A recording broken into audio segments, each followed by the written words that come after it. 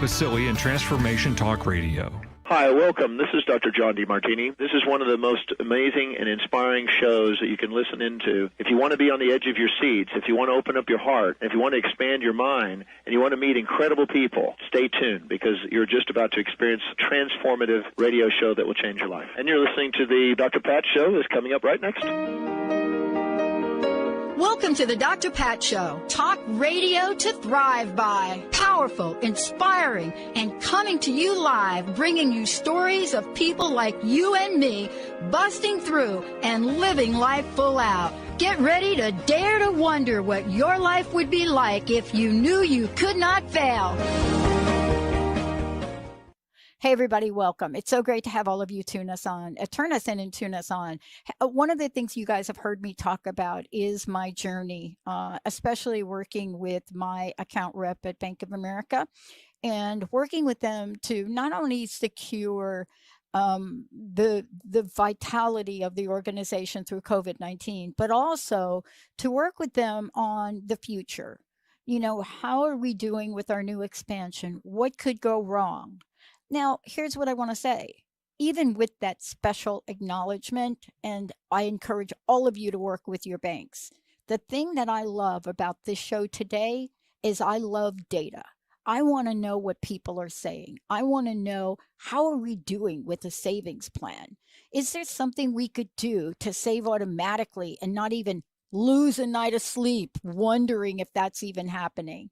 But then more importantly, what are some of the things that you learn and you think you know everything, but what if you could save when you spend? That's why Saves-Wong is joining me here today, Consumer Savings Executive in the Consumer and Small Business Products Group at Bank of America. Chris, great to have you. Thanks for having me, Dr. Pat. Look, this is one of these conversations that you have to learn, but it's also, you guys do so many studies. You really stay on the pulse of things. And, you know, I've been doing these interviews with you guys for, I don't know, like about 5 years now. But I'm curious about where we are and what we can do to help people when we are looking at budget, tracking, savings, and all of the above. And the reason I like this is, Chris, and let me just say this, I noticed a new tool on my bank account, and it's a really cool tool. And so every day I wake up and I go check my funds, there's a new tool. Tell me what you guys have discovered and what adjustments you're making to your service to your clients. Yeah, that's a great question. So I'll tackle a couple things here.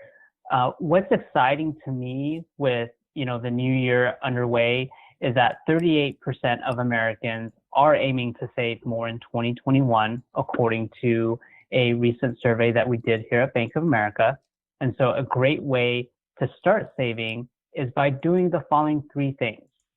First, make a budget to understand your current spending habits and areas where you can save.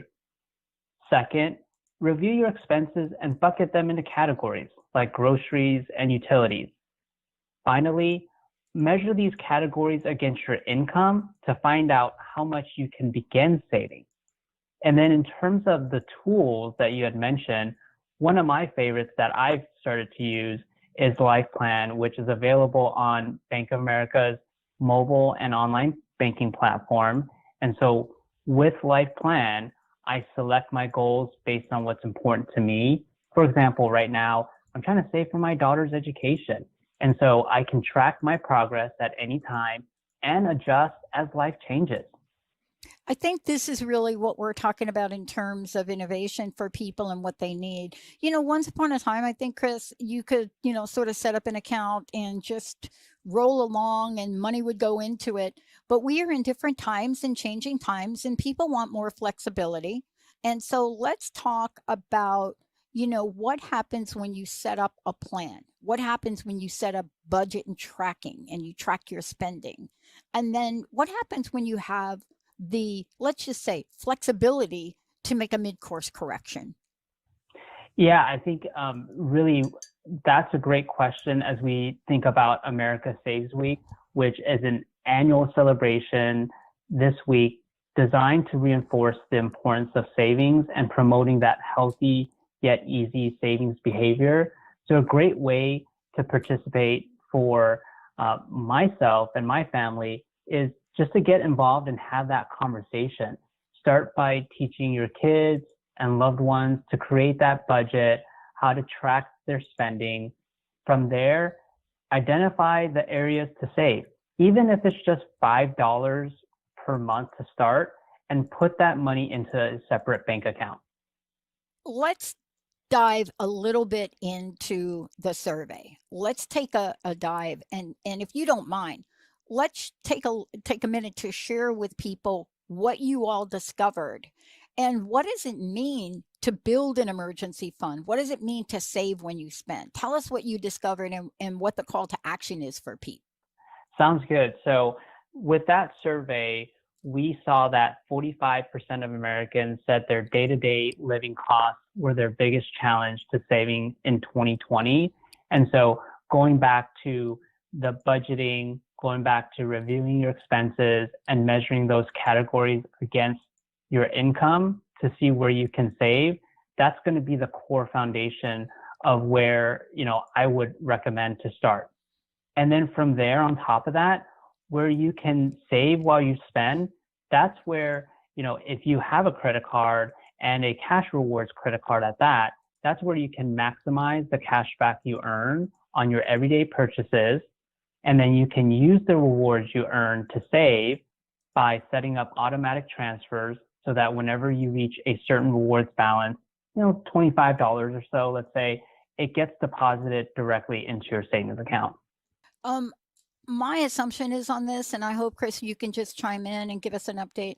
My assumption in looking at some of the data and information is that, this is really tapping into a part of what people need to know and want to have, especially as we're talking about America Saves Week. Where do people go to find out more about some of these money habits? And maybe you can't do it all, but maybe you can do one thing, right? That's absolutely right. So my go-to is bettermoneyhabits.bankofamerica.com. It's a free educational platform available to everyone. It provides easy to understand tools and information on topics like saving. And to your point, Dr. Pat, savings can fit into your everyday routine. Make it easy for yourself by setting up those automatic transfers from the checking to the savings so that you can save without having to think about it. I want to talk to you about two other things. I know these are really short interviews, but I really do want to talk to you about save when you spend. This is one of these situations where it can be confusing for people, but people are really shifting to this method of spending. I know some folks that all they do is their groceries, everything they do is they're doing it in a certain way. They're building up rewards and then they pay it off at the end of the month. Can you talk to this? What are the trends you're seeing with save when you spend? Yeah, that's a great way to just begin savings and fitting that into your everyday routine, like I mentioned. So whether it's the cash back that you earn on that cash rewards credit card that I mentioned earlier, or even another great tool here at Bank of America called Keep the Change. That's a program which automatically rounds up your debit card purchase to the nearest dollar and transfers the change from your checking account to your savings account. And by the way, last year, we celebrated our 15-year anniversary for Keep the Change. Over the course of that program, more than 20 million customers have saved $15 billion. So let me ask you this question.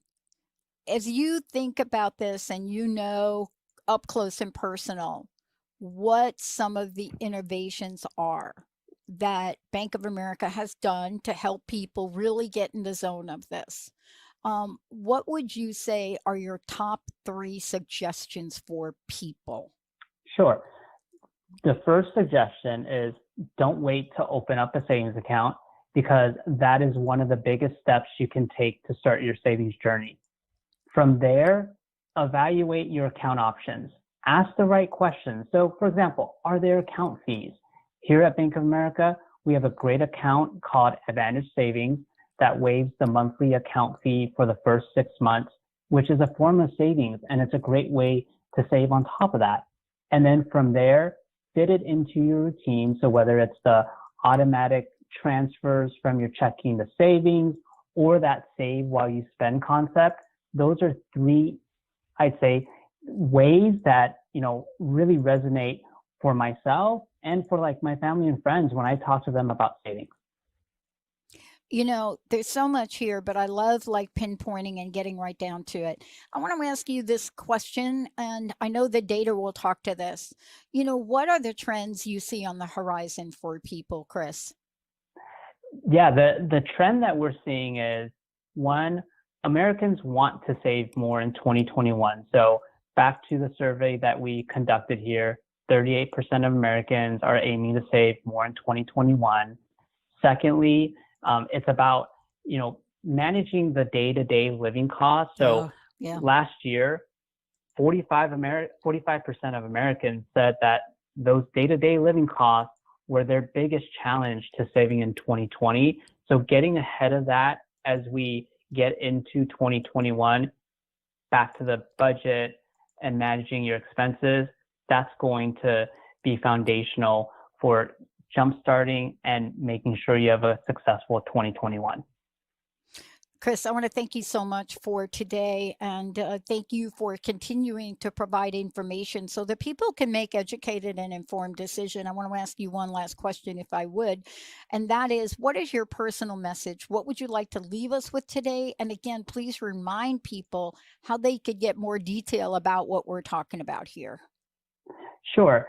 I would say that for me, savings and being able to jumpstart that savings journey by even opening up the savings account or even saving $5 a week, which will translate to over $250 in savings at the end of the year, is foundational and, something that, we can all just try to weave into our everyday routine. Again, I think one of the resources that I mentioned, bettermoneyhabits.bankofamerica.com. It's free.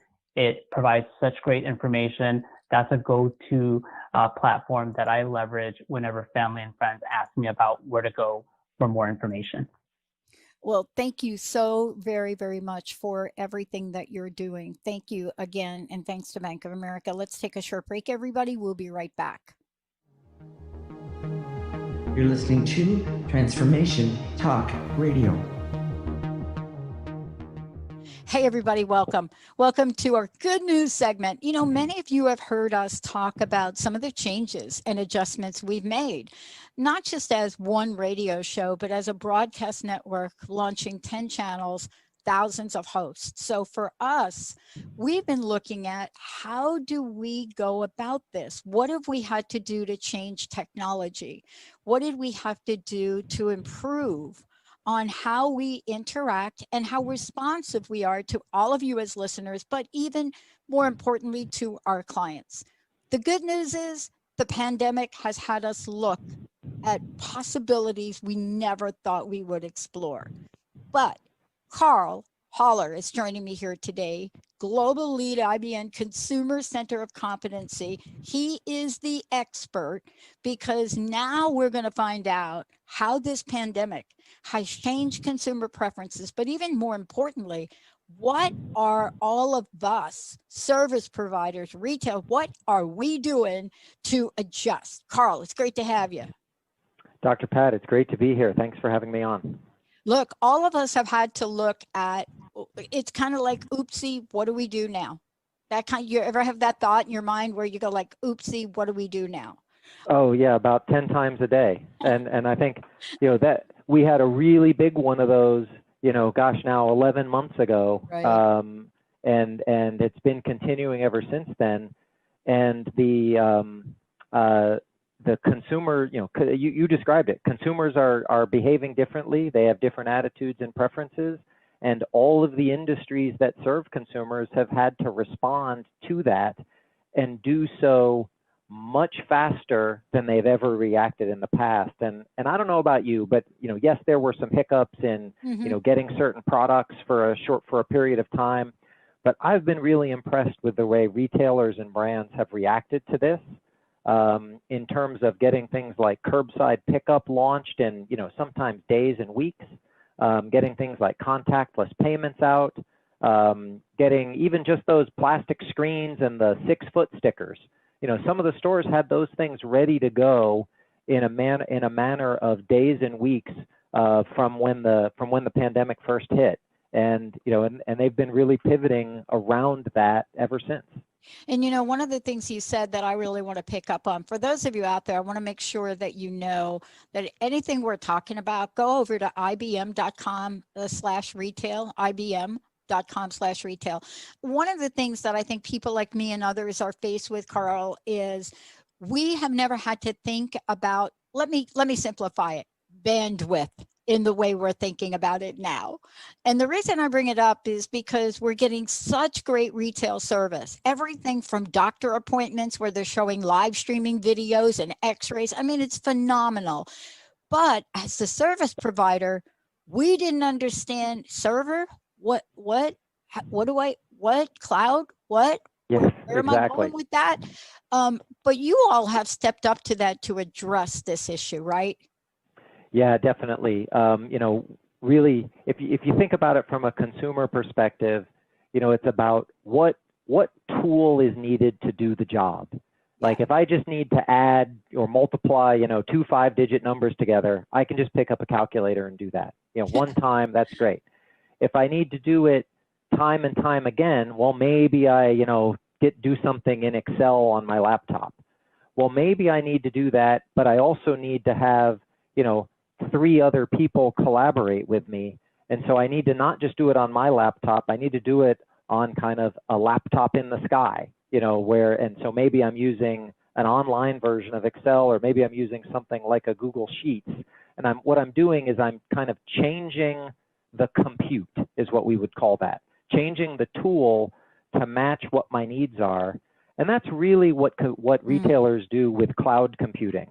Rather than buying a bunch of computers and putting them in what's called a data center, where they run all the retailers' systems and tools that they use, they're now turning to cloud computing, which you can, it's computers that exist in someone else's facility that you pay as much as you use.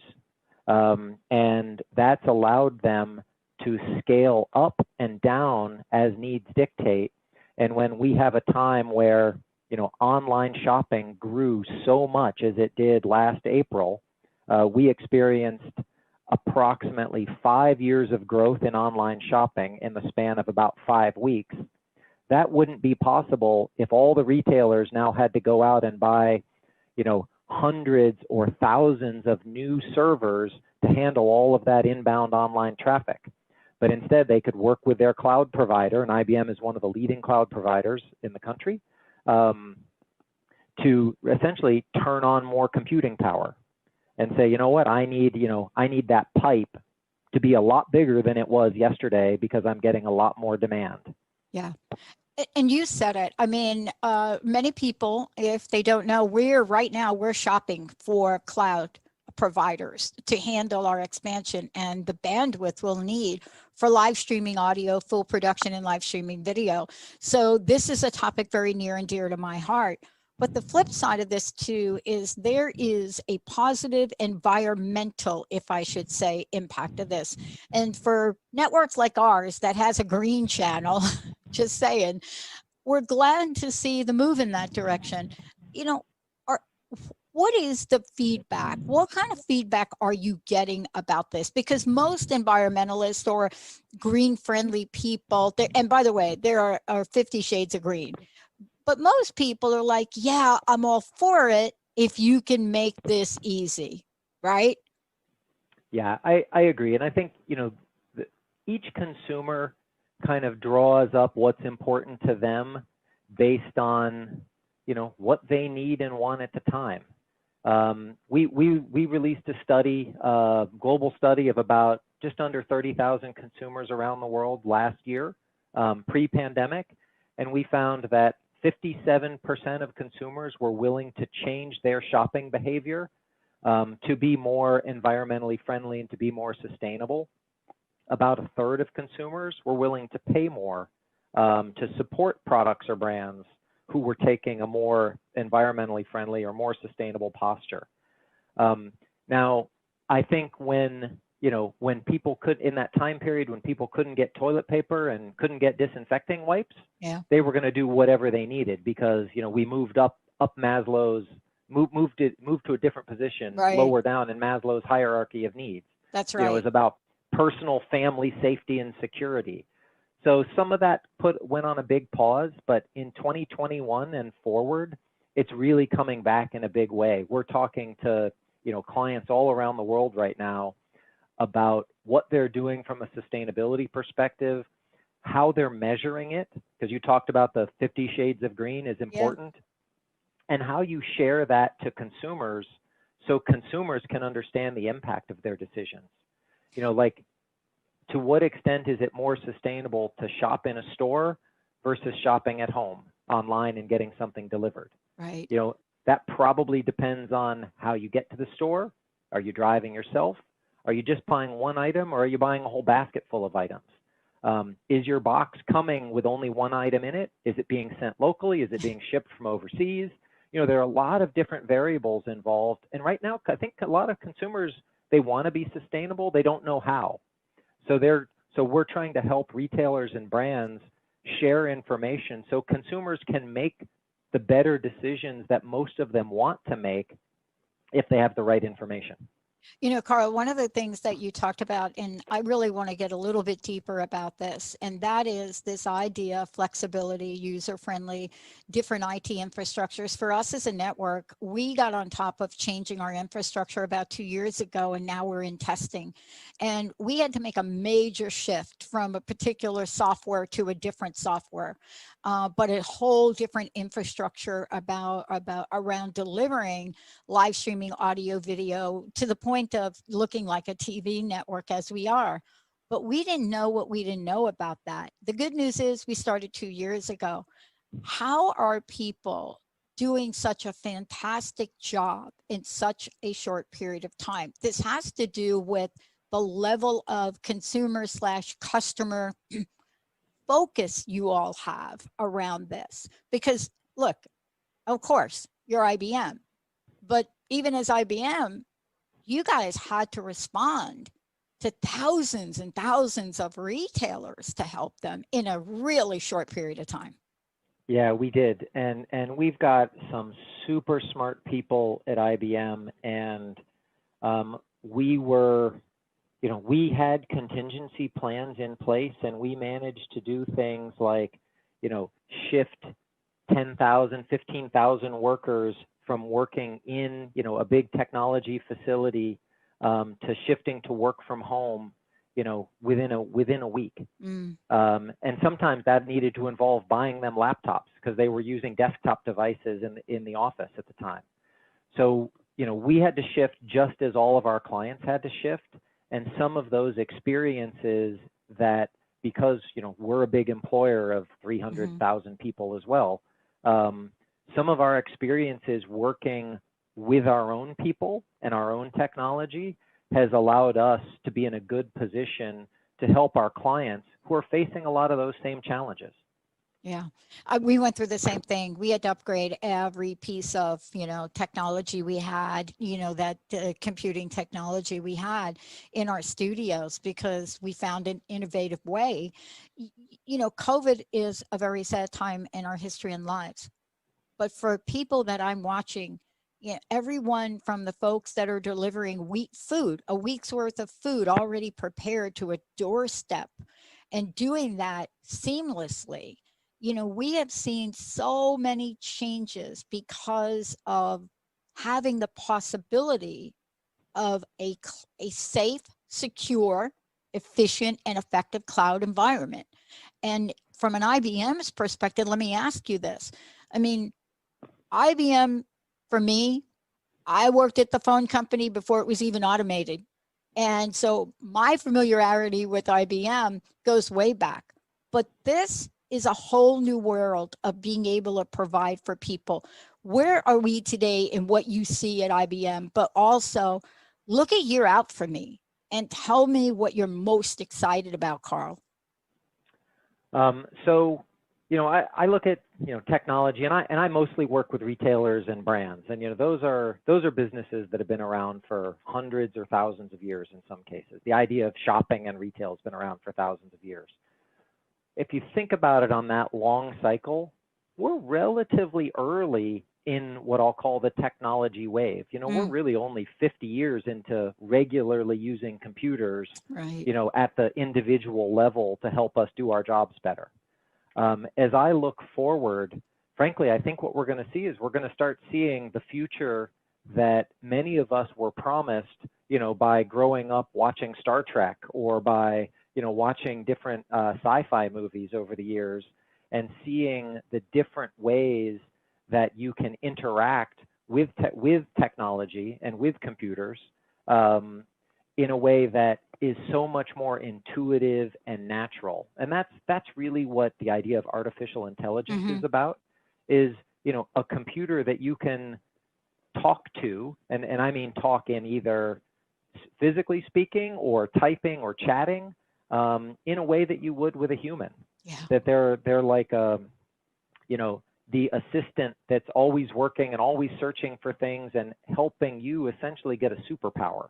Yeah. Because now you've got the information of the world at your fingertips and a bunch of decision-making capability behind you that, with our human minds, as great as they are, we just can't process through all of that information. So I'm excited about all of that. I'm excited about it too. One of the things, I know you've got to run off, I want to make sure we get that website before we run out of time here. Please tell folks how they can find out a lot more detail about what we're talking about here today, Carl. Sure. So our industry site is at ibm.com/retail.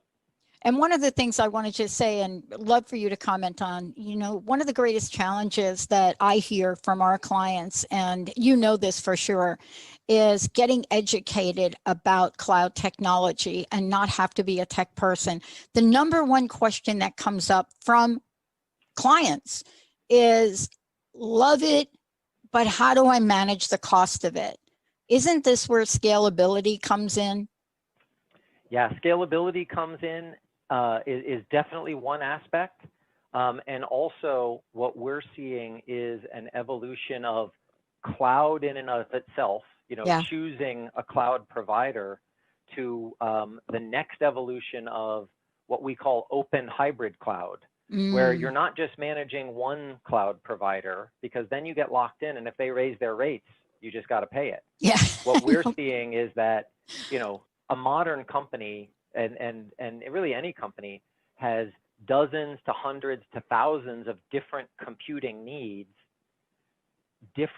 Each one might work better in a different type of underlying technology infrastructure. And so what we're trying to do now is help companies manage those computing workloads, and to say, what, for the next month, this one makes the most sense to run on X infrastructure. And then in a month, you move it to Y infrastructure. You might move those things around, and you manage it based on what's going to work the best, what the infrastructure is capable of, and you might also manage it based on price. It's like the offers to change your electricity provider, but being able to manage 4 or 5 of those simultaneously. So we're building tools for our clients to help them manage kind of cloud as the infrastructure, when they might be working with 4 or 5 cloud providers. Yeah. And, let me just comment on that. I wasn't kidding when I said my involvement with IBM goes way back, but this also puts IBM in the forefront as the leader of business development and computing. And, there are 2 components to this that we didn't talk about today because it's a short interview. But what you all are doing, you're not just providing computing service, cloud service. You're also providing business development and business efficiency and effectiveness. That kind of consultation is invaluable. Carl, thank you so much for what you're doing. Oh, thank you very much for having me on. Look, everybody, please go to the website. And Carl, one more time with that website, if you don't mind. Sure. IBM.com/retail.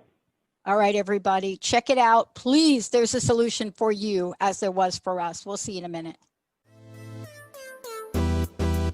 Your inspiration all day on transformationtalkradio.com. Hey, everybody, welcome to our good news segment. You know, you all have heard me talk about the changes that we've made as we've gone through the pandemic. You've heard us talk about things we never thought about before, how to do things differently, how to be more innovative, how to look at sides of coins that we've never looked at, especially as executives of companies. But what does the latest study say when we're talking about efficiencies, effectiveness, and still keeping human beings in the mix? Saves-Wong is joining me here today, Managing Director with Accenture Strategy. And boy, do we have got some information for you. Anil, it's great to have you. Dr. Pat, thanks for having me. And, you've teed us up perfectly in terms of, turning over, new sides of the coin. I have to tell you, we are one of those people that you referenced, and we're wondering what people were learning, right? It's good to be in your own little bubble, Anil. It's great to be sitting here in your own little bubble. But what is happening in other companies? What are they doing? So this report, what prompted you to take a really deeper dive at this issue? Absolutely, Dr. Pat. So the report is called CFO Now, Breakthrough Speed for Breakout Value. And we've been looking at the role of the Chief Financial Officer, the CFO, since about 2003. We do a biannual study, taking a look at how the role is evolving, where the trends are going, how the finance function is evolving.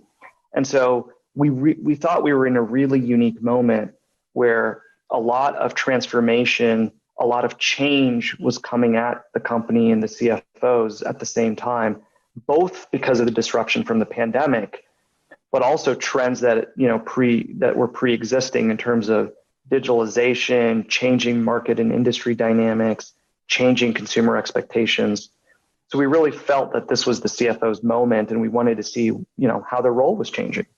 I'll tell you this, once upon a time, one of the roles I had in my corporate career was to manage the budget line for the telephone company, what was once known as AT&T and all the Bell system companies. Dollar amounts that would make your head swim. But there was so much to learn, and so much I understood, and so much I didn't understand. But I will say this, we are in a dynamic time right now.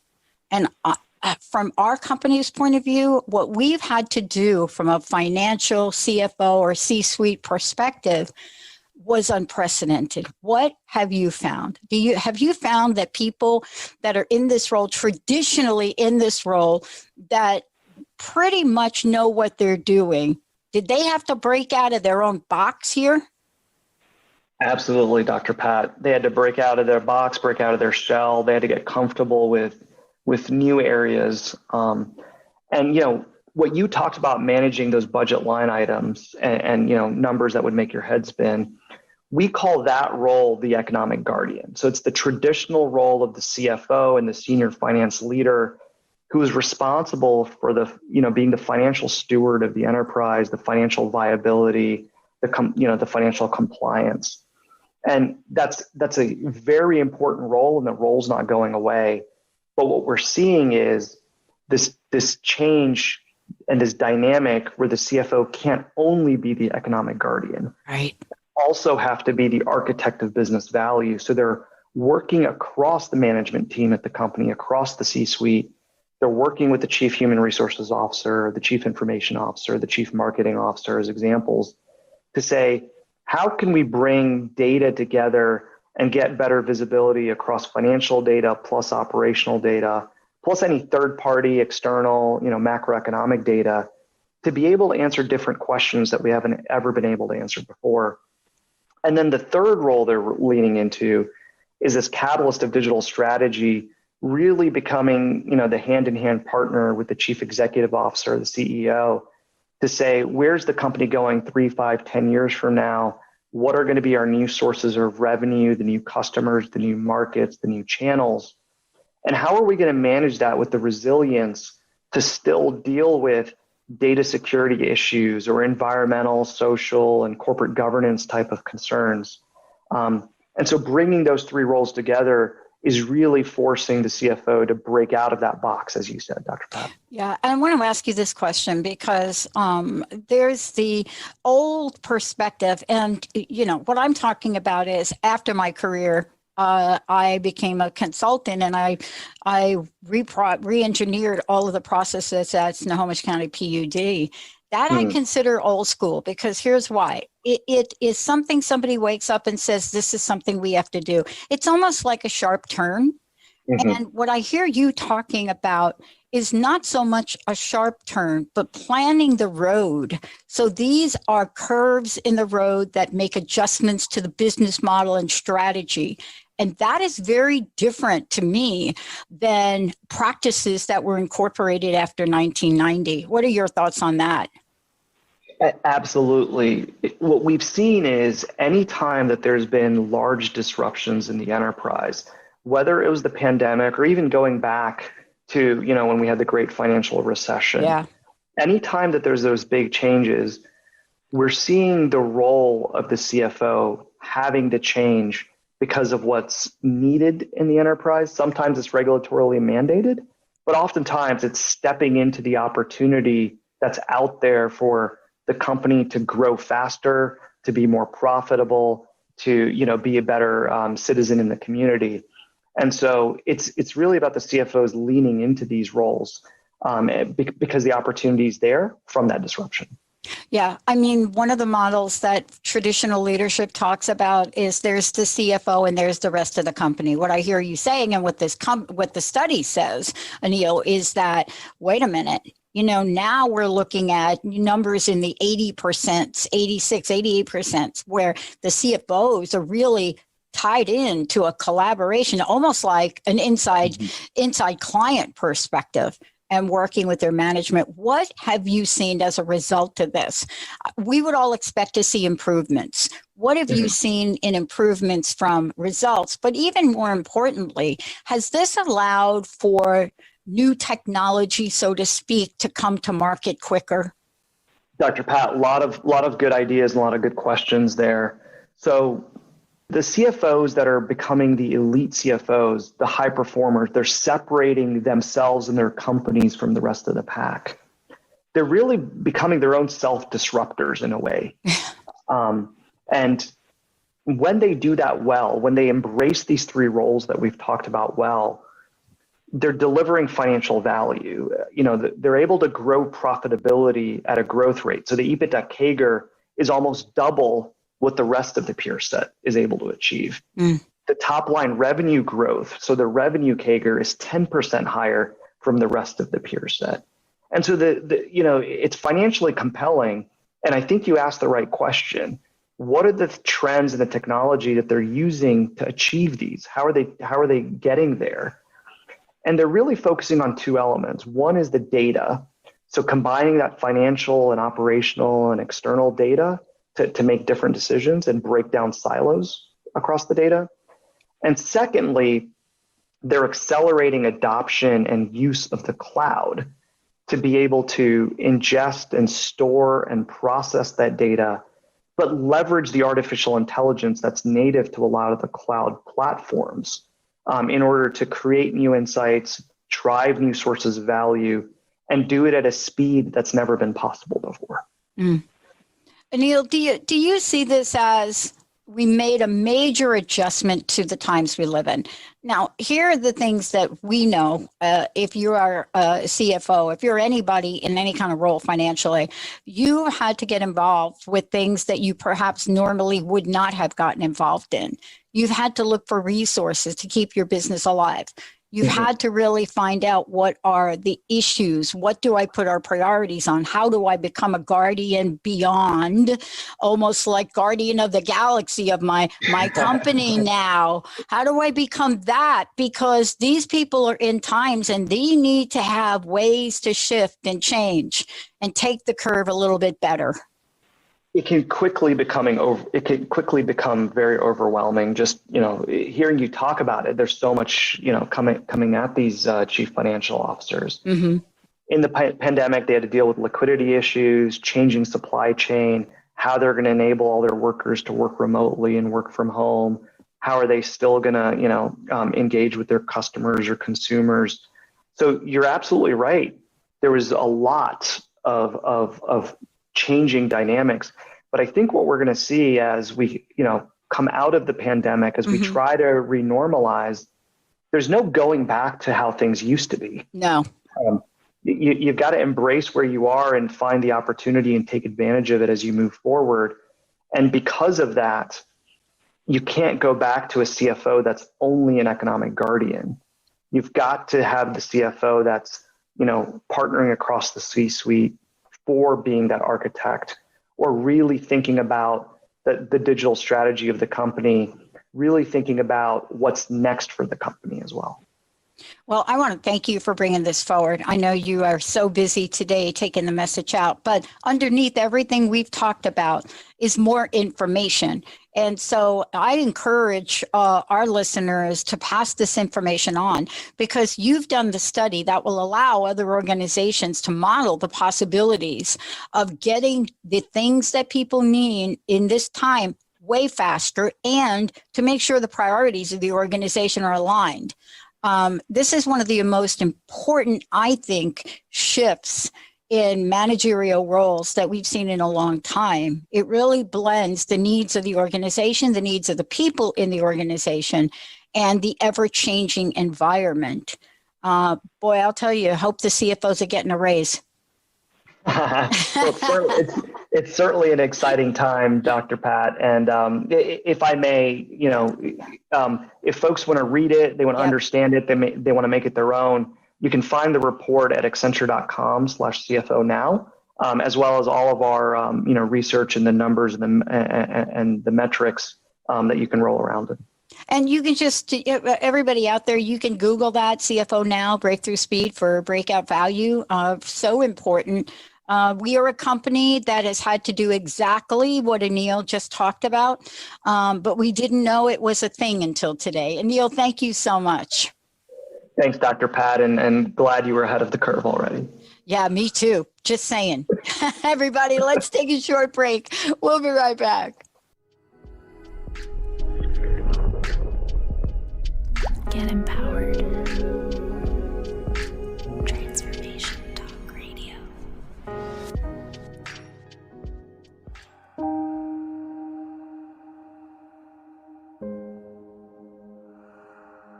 Welcome to Shades of Spirits Guided Monthly Meditation.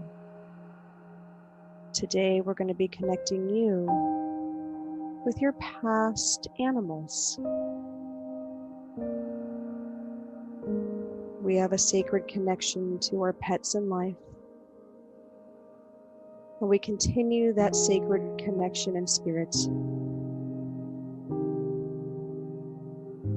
I'd like you to find a safe space to just sit for a few minutes, comfortably, and be able to just relax and be open to receiving the message your pet has for you today. Make sure that you don't operate any machinery or drive any machinery while listening to this meditation. Good. I want you to start out taking some slow and steady deep breaths in through your nose and releasing that breath out through your mouth. Allowing yourself to sink deeper and deeper into your space.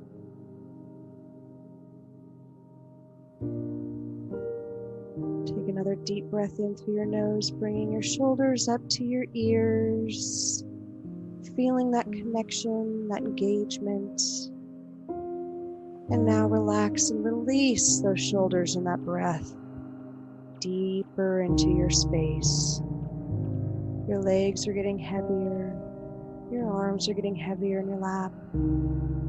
Your Your shoulders are getting heavier, relaxing deeper and deeper into your space.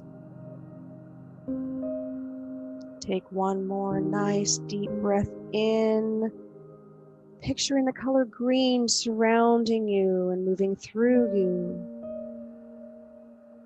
And on the exhale, release that energy and melt deeper into your space. Good.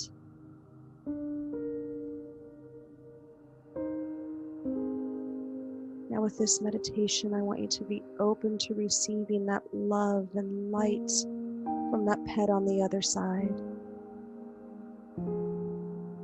I want you to picture yourself standing on a cloud. And before you is the rainbow bridge. Oh, those beautiful colors in that rainbow. The air is fresh and crisp. And the rainbow bridge seems to go along forever. I want you to start walking on this rainbow bridge. If you have a fear of heights, you know the ground is right beneath you. And allow yourself to continue to ascend. It's getting lighter and brighter. You almost feel as if you're floating across this bridge. Good. Now be aware of your surroundings. Can you hear anything? See anything up on the top of that platform where that rainbow bridge lets out? Can you smell anything?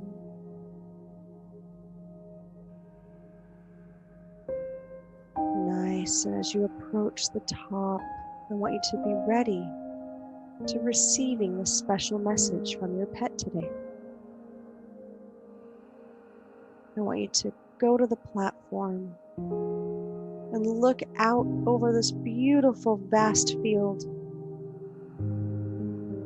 And this field may have a special dog park that the two of you connected at. Maybe it's the backyard of your home when you'd throw the ball or your kids would run around and play with them. Allow that field to take form of how it connects with you and your animal or animals. Maybe it's a childhood home, that special pet that you grew up with. You are safe. You are secure. It's okay. And when you're ready, open up that small gate that stands before you on the platform and head out into that space, ready to receive the unconditional love from that pet. Beautiful. It's okay to feel emotions. Let the tears fall if they may, and that beautiful embrace with that animal on the other side. Maybe you start laughing of all the quirky things that they did, but allow yourself to feel that love, feel that energy. Beautiful, beautiful. Now I want you to take those pets and head over to the bench in the middle of that field, in that space, and sit with them. They're no longer in pain. All of their physical ailments have left it as soon as they crossed over. They ran up that rainbow bridge. Let them tell you that story. Take a deep breath in. Allow that emotion to fill you. Positive, loving emotion. And exhale.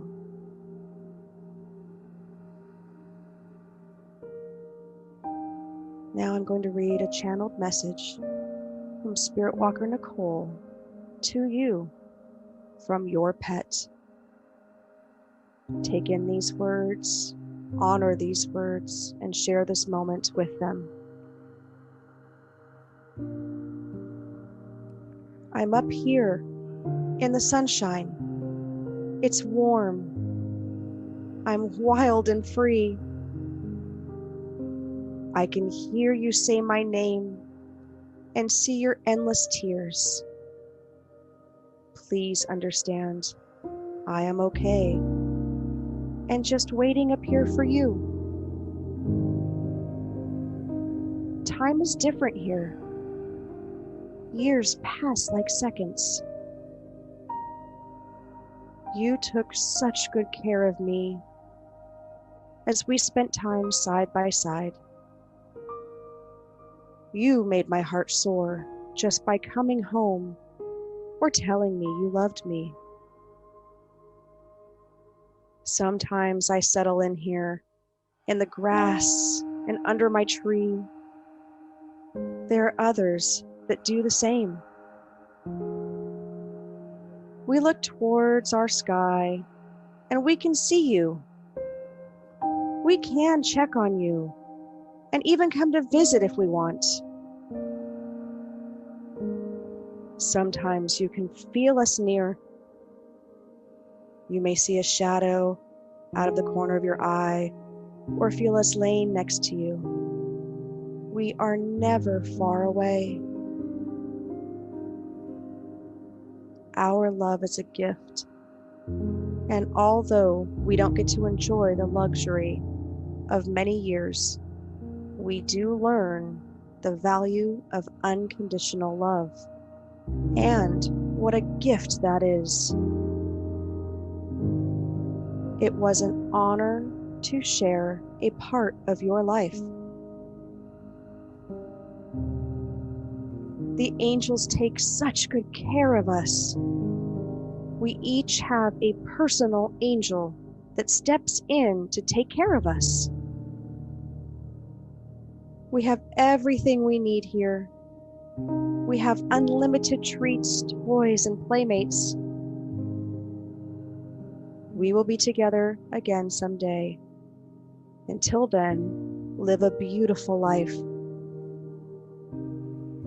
Thank you for the beautiful life you gave me.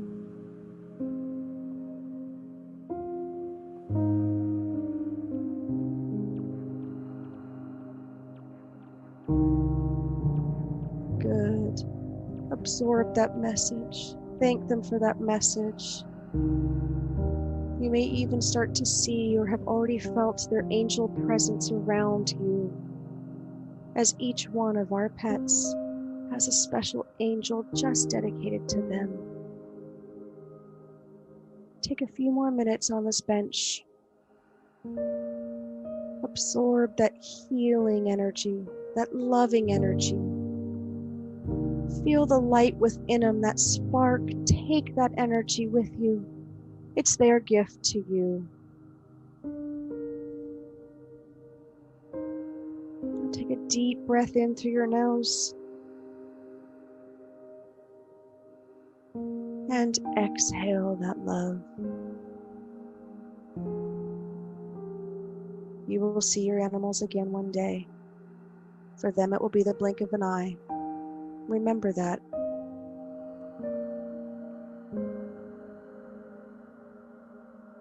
Now head back to that beautiful platform with that gates.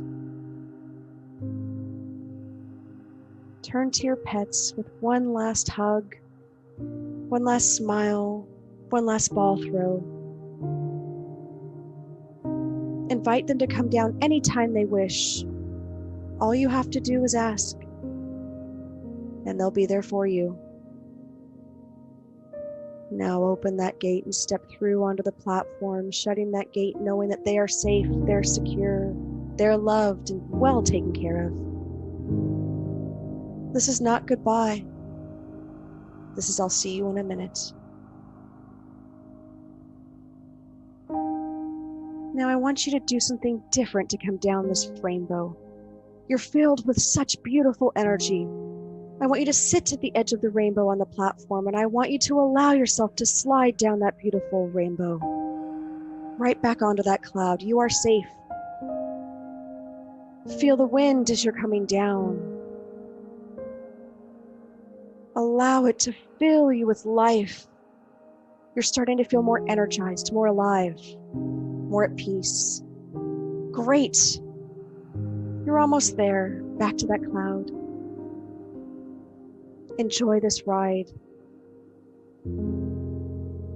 Now you've ended up back on your cloud, knowing that you can come back here any time you wish. And allow that cloud to float you back down now into the physical body that you reside in, into that space that you are in at the moment. Good. And I want you to start deep breathing in that love, starting to wiggle your fingers and toes, becoming more awake, more alive, more vibrant, feeling as if a piece of your heart was just put back in. Acknowledge that. It's a beautiful, beautiful gift.